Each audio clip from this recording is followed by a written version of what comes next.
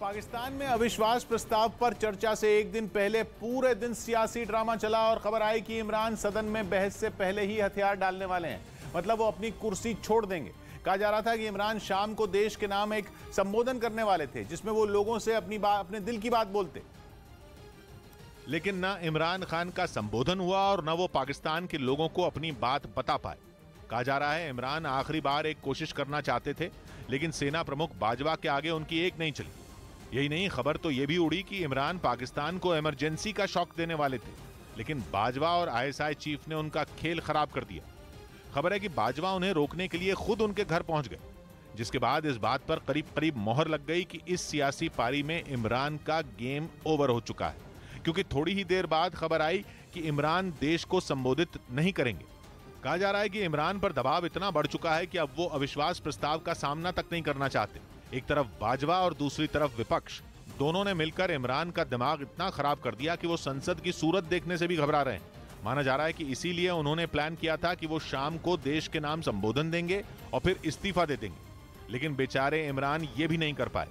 हालांकि उनकी पार्टी के नेता अब भी हकीकत छिपा रहे हैं। आर्मी चीफ की और मुलाकात हुई, ना तो किसी ने उनसे रिजाइन मांगा, ना ही वजीर आजम रिजाइन करेंगे। खबर है कि इमरान इतना परेशान है कि उन्होंने अपनी पार्टी के सांसदों से वोटिंग से दूर रहने को बोल दिया। मतलब ये कि इमरान का अपनी पार्टी के सांसदों से भरोसा पूरी तरह उठ चुका है। खबर है कि इसीलिए उन्होंने उनसे कह दिया कि वो उस दिन नेशनल असेंबली में ना आए जिस दिन अविश्वास प्रस्ताव पर वोटिंग होगी। इमरान ने अपनी पार्टी के सांसदों को एक चिट्ठी जारी करके यह फरमान सुनाया, जिसमें लिखा गया कि अविश्वास प्रस्ताव पर बहस के दौरान वही सदस्य बोलेंगे जिन्हें पार्टी बोलने के लिए कहेगी। साथ ही उन्होंने उन्हें यह भी चेतावनी दी कि अगर किसी सांसद ने बात नहीं मानी तो उसे आर्टिकल 63A के तहत दल बदल माना जाएगा और पार्टी के खिलाफ जाने वालों पर कार्रवाई होगी। लेकिन ऐसा लगता है कि इमरान के सहयोगी और उनकी पार्टी के सांसद उनकी बात एक कान से सुनकर दूसरे से निकाल दे रहे हैं, क्योंकि एक एक करके उनके अपने उनका साथ छोड़ रहे हैं और कुर्सी बचाने की लड़ाई में इमरान अकेले पड़ते जा रहे हैं। अविश्वास प्रस्ताव पर बहस से एक दिन पहले पीटीआई की सहयोगी एमक्यूएमपी के 2 मंत्रियों ने सरकार से इस्तीफा दे दिया। पार्टी के नेताओं ने इससे पहले रात में विपक्षी पार्टियों के साथ एक बैठक भी की। मैंने वजारत इंफॉर्मेशन टेक्नोलॉजी के ओहदे से इस्तीफा दे दिया है। एमक्यूएम ने जैसे ही इमरान का साथ छोड़ा, विपक्ष का हौसला और बढ़ गया। उसने एक साझा प्रेस कॉन्फ्रेंस की जिसमें शहबाज शरीफ ने एमक्यूएमपी को शुक्रिया कहा। वक्त पीछे होगा, पीपल्स पार्टी और एमक्यूएम आगे होगी। विपक्ष की इस प्रेस कॉन्फ्रेंस में शहबाज शरीफ के अलावा मरियम नवाज, फजलुर रहमान और बिलावल भुट्टो मौजूद रहे, जिनके चेहरे देखकर यह अंदाजा लग गया कि इमरान सरकार की हालत अब गिरी तब गिरी वाली हो चुकी है, क्योंकि उसका दावा है कि 342 सदस्यों वाली पाकिस्तान की नेशनल असेंबली में उसके पास 175 सदस्यों का समर्थन है, जबकि इमरान सरकार को गिराने के लिए 172 वोटों की जरूरत है। विपक्ष खुश है तो इमरान भी जाते जाते हर दांव खेलने के मूड में दिखे।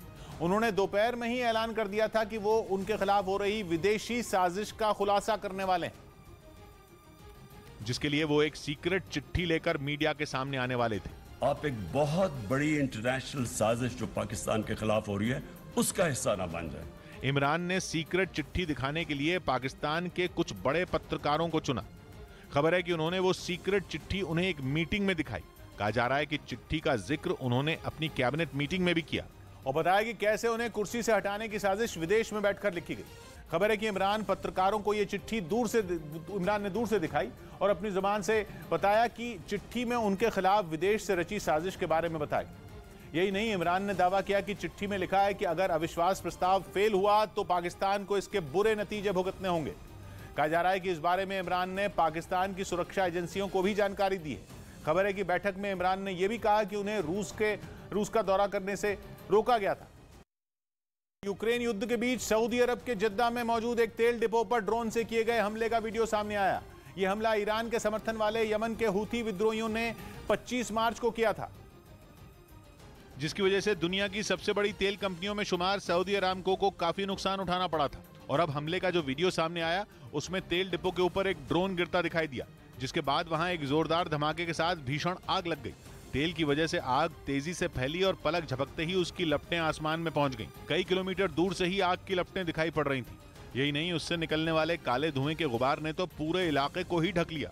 ईरान के समर्थन वाले हूथी विद्रोहियों का यह हमला फॉर्मूला 1 रेस ट्रैक के पास हुआ था। उस वक्त वहां फॉर्मूला 1 कार रेसिंग के ड्राइवर अपनी तैयारियों में जुटे थे, लेकिन हमले के कुछ ही देर बाद ट्रैक पर हर तरफ धुआं नजर आने लगा। इससे पहले हूथी विद्रोहियों ने 21 मार्च को भी सऊदी अरब पर मिसाइलों से हमला किया था। जिन हूथी विद्रोहियों ने सऊदी अरब के तेल डिपो को निशाना बनाया, उनकी दुश्मनी पहले सिर्फ यमन से थी, लेकिन अब इनके निशाने पर सऊदी अरब और यूएई भी हैं, क्योंकि हूथी शिया मुस्लिमों का संगठन है और यमन में उनकी आबादी करीब 50% है। लंबे समय तक यमन में इनका शासन था, जो 1964 की यमन क्रांति के बाद खत्म हो गया था। यमन के हूथी विद्रोहियों को लगता है कि उनका दबदबा सऊदी अरब और अमेरिका की वजह से खत्म हुआ। इसके बाद 2004 में यमन के हूथी युवाओं ने वहां की सरकार के खिलाफ विद्रोह शुरू कर दिया और 2009 में यह विद्रोह तेजी से बढ़ गया। बाद में यमन सरकार की अपील पर 2015 में सऊदी अरब ने हूथी विद्रोहियों के खिलाफ सुन्नी देशों का एक गठबंधन बनाया और फिर सऊदी अरब की अगुवाई वाले इस गठबंधन की तरफ से हूथी विद्रोहियों के ठिकानों पर कई हवाई हमले किए गए। उसी का बदला लेने के लिए हूथी विद्रोहियों ने सऊदी अरब और यूएई पर हमले शुरू कर दिए। इस वक्त की बड़ी खबर आपको बता दें, यूक्रेन के तेल डिपो में भीषण आग लगी हुई है। रूस की मिसाइल हमले से लगी आग 28 मार्च से अब तक नहीं बुझ पाई है आग। दमकल की कई बड़ी टीमें इस वक्त मौजूद हैं और अभी तक आग बुझाने में नाकाम रही है। रिवने के तेल डिपो में ये आग लगी है। तस्वीरें आप देखिए, आग काफी ज्यादा भीषण है। अभी भी वहां से धुएं का गुबार उठ रहा है। दमकल कर्मी 28 मार्च से ही जुटे हुए हैं, लेकिन 3 दिन बीतने के बाद भी अभी तक आग पर काबू नहीं पाया गया है। ये रिवरे है तेल डिपो जिसमें भीषण आग लगी हुई है। दमकल की कई टीमें मौके पर मौजूद है। आग बुझाने की कोशिशें लगातार जारी हैं, लेकिन अभी तक आग नहीं बुझाई जा सकी है। तेल डिपो है, ऐसे में आग के आसपास फैलने का खतरा भी ज्यादा बढ़ चुका है।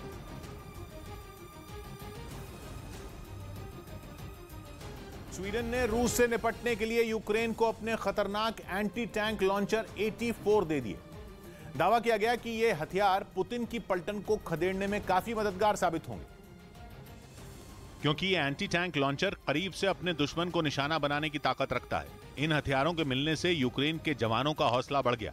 जंग के मोर्चे पर तैनात इन जवानों ने पहले तो इस एंटी टैंक लॉन्चर का बारीकी से मुआयना किया, फिर वो आपस में इसकी खूबियों की चर्चा करते भी दिखे। यूक्रेन युद्ध की शुरुआत के बाद यूरोप के कई देशों ने ज़ेलेंस्की को मदद का भरोसा दिया था। बताया गया कि इसी के तहत स्वीडन ने यूक्रेन को ये हथियार दिए, जिससे अब यूक्रेन पुतिन की सेना पर पलटवार की तैयारी में। इसकी खासियत यह है कि कोई भी सैनिक अकेले इस एंटी टैंक लॉन्चर 84 का इस्तेमाल कर सकता है। इतना ही नहीं, इसमें दुश्मन के हेलीकॉप्टर और बख्तरबंद गाड़ियों को आसानी से निशाना बनाने की ताकत भी है, जिसके अलग अलग वेरिएंट का इस्तेमाल दुनिया के 30 से ज्यादा देश कर रहे हैं।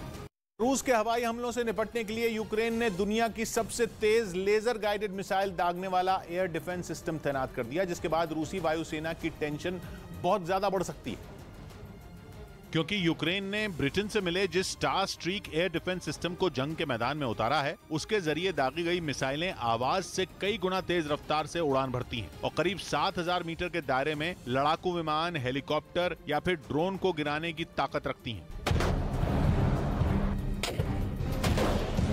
इस सिस्टम को पहली बार किसी युद्ध में इस्तेमाल किया जा रहा है, जिसकी तैनाती के बाद रूस के लिए यूक्रेन के शहरों में हवाई हमले जारी रखना बहुत खतरे वाला मिशन साबित हो सकता है। क्योंकि इस एयर डिफेंस सिस्टम का सटीक इस्तेमाल करने के लिए ब्रिटेन ने यूक्रेन के सैनिकों को ऑनलाइन ट्रेनिंग देने का भी दावा किया, जिससे दागी गई लेजर गाइडेड मिसाइल करीब 5000 किलोमीटर प्रति घंटा की रफ्तार से अपने टारगेट की ओर बढ़ती है और टारगेट के करीब पहुंचने से पहले यह मिसाइल डार्ट जैसे दिखने वाले 3 छोटे छोटे रॉकेट नुमा हथियारों में तब्दील हो जाती है, जिसकी वजह से दुश्मन के लड़ाकू विमानों और हेलीकॉप्टरों को संभलने तक का समय नहीं मिलता। और महज 14 किलो वजन वाले इस एयर डिफेंस सिस्टम को टैंकों और बख्तरबंद गाड़ियों पर तैनात करने के साथ ही कंधों पर रखकर भी इस्तेमाल किया जा सकता है, जिसे लेकर ब्रिटेन का दावा है कि ये कम दूरी तक जमीन से हवा में मार करने वाला दुनिया का सबसे तेज मिसाइल सिस्टम है। इस वक्त की बड़ी खबर आपको बता दें, यूक्रेन का रूस पर बड़ा हमला। 11 मेयर को अगवा करने का आरोप लगाया है। 8 अधिकारियों को भी अगवा करने का आरोप लगाया गया है। तो यूक्रेन ने रूस पर बड़ा आरोप लगाया है कि उसने उसके अधिकारियों को अगवा कर लिया है, जिसकी संख्या 8 बताई गई है। इसके अलावा 11 मेयर को भी अगवा करने का दावा यूक्रेन की तरफ से किया गया है। इससे पहले भी यूक्रेन आरोप लगा चुका है कि वहां के आम लोगों को रूस बंधक बना रहा है। उत्तरी यूक्रेन में बंद पड़े चेर्नोबिल परमाणु प्लांट में ब्लास्ट की आशंका जताई गई। रूसी राष्ट्रपति व्लादिमीर पुतिन की नजर जंग छेड़ने से काफी पहले से ही इस प्लांट पर टिकी हुई थी, लेकिन अब यूक्रेन के उप प्रधानमंत्री ने आशंका जताई कि वहां धमाका हो सकता है। अगर यह धमाका हुआ तो यूक्रेन के कई इलाकों में बड़ी तबाही होगी। कई पीढ़ियां इसकी चपेट में आ सकती हैं। इस जंग की शुरुआत में ही पुतिन की पलटन ने इस परमाणु प्लांट पर धावा बोलते हुए अपना कब्जा जमा लिया था, पर अब यूक्रेन इस मामले को यूएन सुरक्षा परिषद में भी ले जाने की तैयारी में।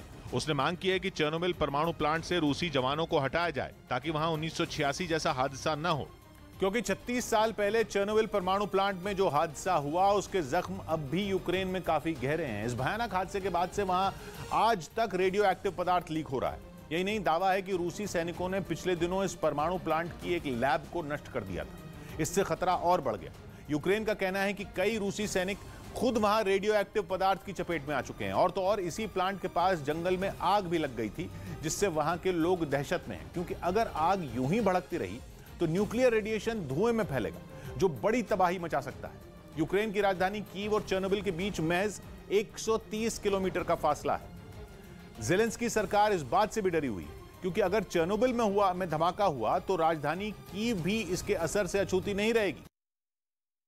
इजराइल के 2 अलग अलग शहरों में हुए आतंकी हमलों में यूक्रेन के 2 नागरिकों समेत 7 लोगों की मौत हो गई।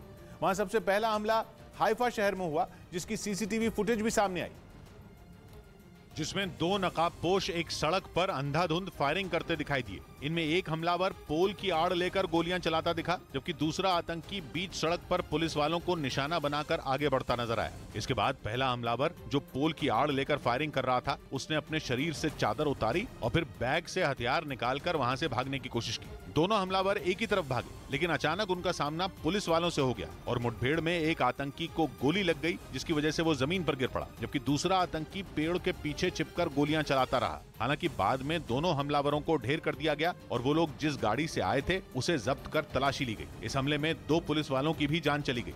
और इस हमले की जांच चल ही रही थी कि मोटरसाइकिल पर सवार 2 आतंकियों ने इजराइल के एक दूसरे शहर तेल अवीव में सरेआम गोलीबारी कर दी, जिसमें 5 लोगों की मौत हो गई, जबकि कई लोग घायल हो गए। बताया गया कि मोटरसाइकिल सवार 2 आतंकियों ने सड़क पर चल रहे लोगों पर ताबड़तोड़ गोलियां बरसा दी। हालांकि कुछ ही देर में वहां पुलिस पहुंच गई और मुठभेड़ में एक आतंकी को मार गिराया, जबकि दूसरे हमलावर को पकड़ लिया गया। इसके बाद पुलिस ने जानकारी दी कि इस हमले में मारे गए लोगों में यूक्रेन के 2 नागरिक भी शामिल हैं, जो पिछले कुछ सालों से वहां काम कर रहे थे। चर्निव में रूस की भीषण बमबारी जारी है। चर्निव का एक बड़ा इलाका इस वक्त तबाह हो चुका है। खंडर में तब्दील हुए कई मकान, कई इमारतें भी पूरी तरीके से तबाह हो चुकी है। चर्निव में रूस की भीषण बमबारी जारी है। एक बड़ा इलाका इन हमलों में तबाह हो चुका है। तस्वीरें भी हम आपको दिखा रहे हैं और लोगों की बेबसी है इसके आगे, क्योंकि लगातार वहां पर लोग बमबारी झेल रहे हैं, रूस के हमले झेल रहे हैं। और इस बीच खबर यह है कि एक बहुत बड़ा इलाका इस वक्त इस हमलों की चपेट में आया है, खंडर में तब्दील हो चुका है। आप देख सकते हैं यहाँ पर बिखराव आप देख सकते हैं और लोग भी यहाँ से पलायन कर चुके हैं।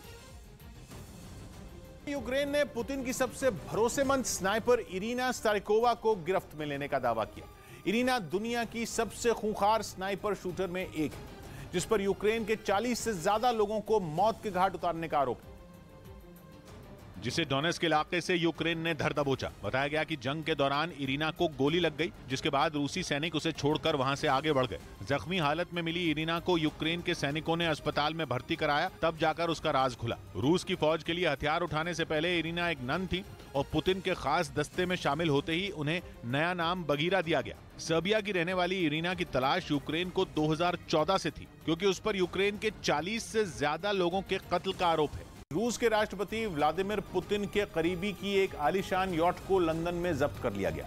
यह यॉट रूस के किसी बड़े कारोबारी की बताई गई, जो पुतिन का करीबी होने के साथ फी नाम की इस यॉट का मालिक भी है। लेकिन एक अवार्ड सेरेमनी का हिस्सा बनी इस यॉट को यूके के कुछ अधिकारियों ने जब्त कर लिया। ये कार्रवाई इस यॉट के रूस रवाना होने से ठीक पहले की गई और इसके पीछे की वजह रहा यूक्रेन में छिड़ा युद्ध और रूस पर लगाए गए प्रतिबंध। और इस कार्रवाई के बाद यूके की तरफ से यह साफ कर दिया गया कि फी को जब्त करना पुतिन और उनके समर्थकों के लिए कड़ी चेतावनी है। बताया जा रहा है कि रूस की ये आलीशान यॉट 59 मीटर लंबी है, जिसकी कीमत करीब 370 करोड़ रुपए बताई गई भारतीय रुपयों के हिसाब से। ये रूस की पहली यॉट है जिसे यूके में प्रतिबंध लगाए जाने के बाद जब्त किया गया। बताया गया कि जिस वक्त फी को पकड़ा गया तब उसमें क्रू का सिर्फ एक ही सदस्य मौजूद था, जबकि वो पिछले साल 11 दिसंबर से वहां थी, यानी कि करीब 3 महीने से। वहीं 36 दिनों से यूक्रेन के साथ जंग लड़ रही पुतिन की पलटन को एक बार फिर लैंडमाइन का सामना करना पड़ा। इस हमले में रूसी सेना के काफिले में शामिल कुछ बख्तरबंद गाड़ियां बाल बाल बच गई। जिसके सामने आए वीडियो में दिखा कि लैंडमाइन के फटते ही वहां जोरदार धमाका हुआ। इस धमाके के असर से काफिले में सबसे आगे चल रही एक बख्तरबंद गाड़ी सड़क से नीचे उतर गई। कुछ देर बाद धुएं और धूल का गुबार छटते ही वो बख्तरबंद गाड़ी भी नजर आई और उसके पीछे चल रही बाकी गाड़ियां भी कतार में खड़ी दिखी। लेकिन इन गाड़ियों में सवार रूसी सैनिक जान बचाकर इधर उधर भागते नजर आए। हालांकि हमले का ये वीडियो यूक्रेन के किस इलाके का है इसका पता नहीं चल